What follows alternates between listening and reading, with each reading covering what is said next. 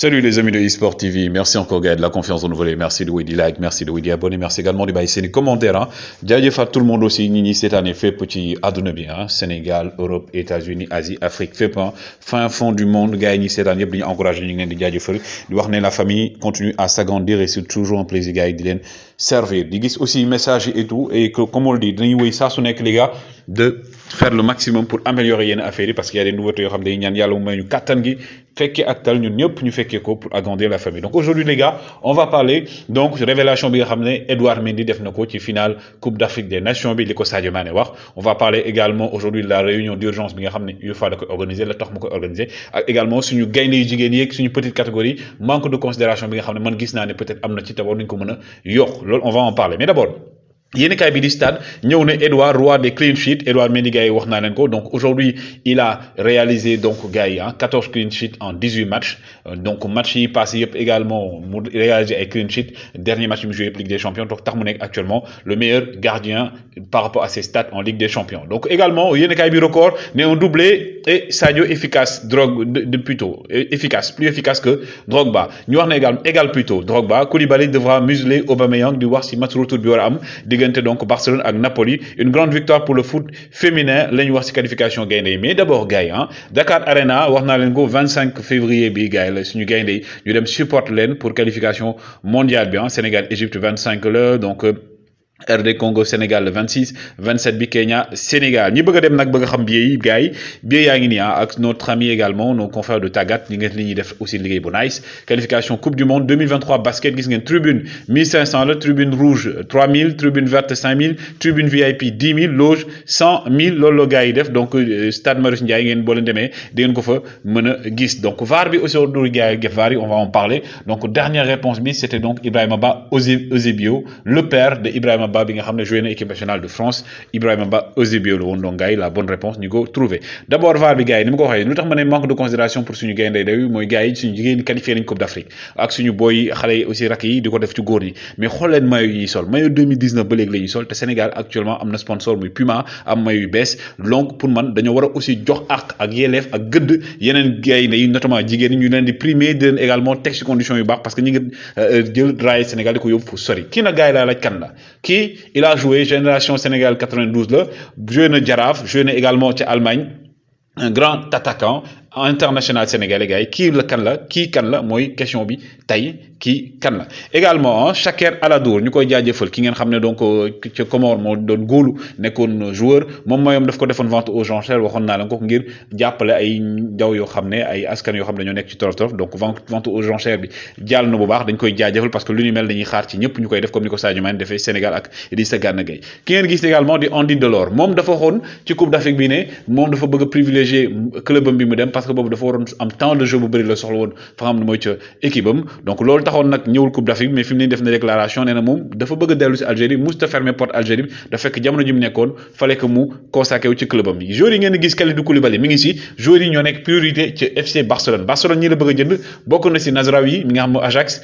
Anthony Kalidou Koulibaly et également Haaland entre autres et le capitaine de Valence ñi le Barça bëgg a teg seen loxo également koo xam ne jaar na Barça di ki nga xam ne mooy Neymar nag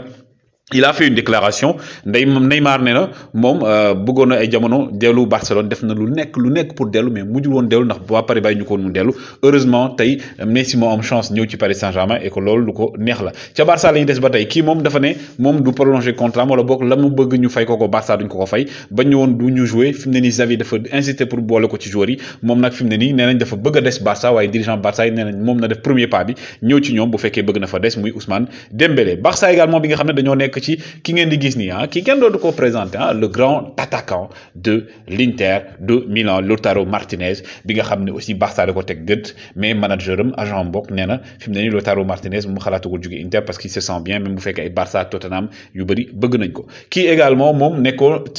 actuellement ca Chelsea di Romelu Lukaku selon les informations moom nag nee na il ne se sent pas bien fa nga xam ne mooy ca Chelsea dafa bëgg dellu Inter waa Inter nee nag bokku seen plan parce que jamono ji loolu ñu nar a génne ci koom pour def ko ci Lukaku seen xel xalaatu ko Romelu Lukaku bi nga xam ne actuellement dellu na Chelsea ki ngeen di gis également donc moom c'est un joueur donc di Koke nag actuellement donc waa Barça ñoo ko bëgg a jël indi ko fa nga xam ne tamit moom mooy ca Barcelone gannaaw ba nga xam ne fi mu ne nii moom Koke instant yi nii il n'entre plus forcément dans les plans du Real de Madrid moom la ñu bëgg. Ki ngeen gis ni également Nasraoui donc c'est un joueur marocain de moom la ñu élire homme du match Ajax Amsterdam mu joueur bu excellent donc actuellement club yu bëri ñi ngi ci kawam ñi ngi ko bëgg a jël Maroc également aujourd'hui ñi ngi def le tout pour mu ñëw jouer équipe nationale donc c'est un très grand joueur. Aujourd'hui également qui dit Dybala Paulo Dybala moom discussion bi ak ñi nga xam mooy Juventus de Turin ba tey dafa gàkk dafa dagg fi ne ni avancé wul ba tax na ay Barcelone Tottenham club yu bëri ñi ngi bëgg jënd ko Juventus de Turin ki nga xam ne mooy Paulo Dybala nga xam ne actuellement c'est un très grand joueur le milieu de terrain argentin. Lii nag anecdote la boo xam ne gars yi dafa ma neex gis ngeen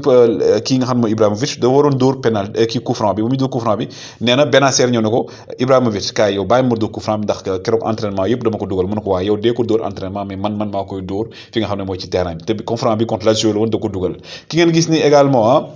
donc c'est donc aujourd'hui un joueur de la Juventus de Turin gars yi actuellement également donc il fait partie des leaders moom dafa blessé et cette blessure c'est une grave blessure parce que dafa am rupture du premier et du deuxième métatarse ba tax na dina toog indisponibilité pendant 2 mois minimum. Kylian Mbappé selon les informations également Paris Saint-Germain da ko defalaat benn proposition mais dafa dàqaat proposition bi nga xam ne waa Paris Saint-Germain defal nañ ko ki nga xam ne mooy Kylian Mbappé donc waa Marca ñoo ko wax nag journaux espagnols yi ñoom it ñoo ne ni dafa bañ proposition bi ko Barça defal. Ki nga xam ne également mooy Sadio Mané doo démb dañ ko crédité plutôt note de 9 sur 10 parce que démb donc sur 4 dribbles tentés il en a réussi 2 donc il a permis également d'avoir un penalty à Liverpool dugal 2 buts également moo tax démb ñu plébiscité ko. Haaland également selon les informations aussi Haaland bi Manchester City def na ko proposition donc gisante nañ moom def ko seen dernière proposition Haaland fi mu ne nii ñi ngi naan Barça la gën a jege ñi ne Real ñi ne Manchester City mais attention au Paris Saint-Germain ndax bu fekkee ne Mbappé day dem le Paris Saint-Germain va tout miser sur Haaland donc lii nag gars yi mooy les joueurs yi nga xam ne ñoo ëpp titre bokk na ci ñenn ñi am na joueurs yoo xam ne nekkuñu ci mais aussi bokk nañ ci ñi am titre mais ñii ñoo ëpp titre ci li nga xam ne mooy Ligue des Champions donc mi ngi nii gis ngeen ko Cristiano Ronaldo Messi également Gareth Bale Casemiro Luka Modric Kovacic ngeen gis ko donc ki nga gis ne nag c'est le président Abramovich de Chelsea moom nag li mu jege waa Russie notamment Vladimir Poutine selon les informations nag waa Grande-Bretagne donc dañ ko tere mu dugg ci territoire anglais bi te moom mooy président Chelsea donc loolu nag instant yi moo nekk polémique mais aussi gis nga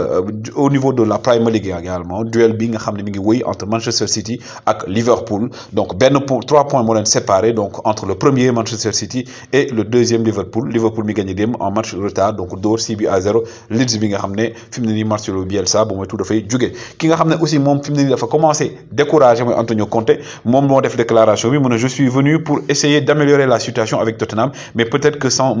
qu'en ce moment je ne suis pas assez bon pour l'améliorer moom nag nee na fi mu ne dafa jaaxle nee na moom aujourd'hui li ko jaaxal ci Tottenham mooy Tottenham joueurs yi ñoo fay des ba léegi changé nañu entraîneur yaa ngi changé ba léegi mais ba tey résultats yi changé wul donc moo tax moom actuellement nee na dafa bëgg ñu waxtaan seen biir parce que moom nekk na koo xam ne moom il est très honnête il est très ouvert bañul critique et tout mais dafa bëgg ñu waxtaan xool lan mooy solution parce que moom instant yi dafa commencé jaaxle également Müller actuellement donc bokk na ci joueurs yi créé beaucoup plus d'occasions en Allemagne en Bundesliga moom li muy créé ci occasion dafa bëri lool mooy Müller le grand Müller donc il est actuellement à 16 passes décisives mais il a créé 68 occasions Jonas Hoffmann mooy deuxième David Raum nekk troisième Klips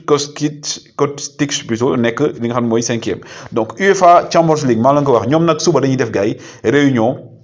exceptionnelle réunion d'urgence pour li nga xam ne jëm ci finale Ligue des Champions bi nga xam ne mu ngi waroon amee ci Zénith Saint-Pétersbourg plutôt la waroon amee mais ñoom dañuy def demain réunion à 10h donc foofu noonu seen siège pour waxtaan xool lan lañ bën décision lay jël ak finalement ndax dañuy délocaliser finale bi yóbbu ko ci beneen dëkk donc loolu noonu la ñuy wax suba xam ngeen ne jamono ji nag waa Russie ak ñoom Ukraine ak yooyu dañoo am problème loolu nag tax fi mu ne nii waa UEFA ñoom bëgg a jël décision def demain réunion d'urgence wax ci mais nekk na loo xam ne également aujourd'hui ñu joueurs yu bëri ñu ngi def ay déclaration di soutenir ukrainiens yi ñi di wax leen ak leen dëkk yu bëri ñu ngi siy intervenir mais en tout cas demain le waa donc UEFA di toog jël seen décision xool fa la ñuy footballé Ligue des Champions bi. Edouard Mendy aussi dafa def déclaration moom dafa def déclaration nee na ba ñu demee série penalty Sadio Mané dafa ñëw ne ko Edouard s'il te plaît jàppale ma nga ma mën a rattraper sama penalty bi ma raté nee na loolu nag da ko def ay ree ndax Sadio Mané ñëw ne ko bon fexeel ba jàpp benn ngir après ma mën a rattraper penalty bi ma raté neen looloo tax moom ba Sadio Mané waree dóor rek moo xam ne moom incha allah rabi Sadio Mané da koy dugal parce que li ko Sadio Mané wax la nee na Aliou Cissé également ñëw ne ko génneel ma benn penalty rek. Donc, lors du montrer aujourd'hui grandeur ak